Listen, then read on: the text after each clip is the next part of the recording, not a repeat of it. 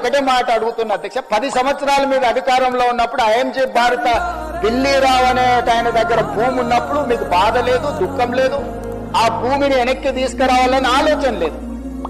అలాంటి వాళ్ళ నుంచి ఆ భూమిని వెనక్కి తీసుకొచ్చి పరిశ్రమల అభివృద్ధి కోసం ఎందుకు అక్కడికి పోయినాం అధ్యక్ష? ఈరోజు అమెరికన్ కౌన్సిలేట్ అక్కడనే ఉంది, ఈరోజు విప్రో అక్కడనే ఉంది, ఇన్ఫోసిస్ అక్కడనే ఉంది, ఐటీ పరిశ్రమలన్నీ అక్కడనే ఉన్నాయి. అట్లాంటివి చాలా పరిశ్రమలు ఉన్నాయి అక్కడ. అది ఫైనాన్షియల్ డిస్ట్రిక్ట్. ఆ ఫైనాన్షియల్ డిస్ట్రిక్ట్ ని ఇంకా కొంచెం ఎక్స్పాండ్ చేస్తే అంతర్జాతీయ స్థాయిలో పెట్టుబడులను ఆకర్షించుంటాడని అని చెప్పి ఈ రోజు అక్కడ దాన్ని విస్తరించే ప్రయత్నంలో భాగంగా ఈ రోజు పోయిన మాట.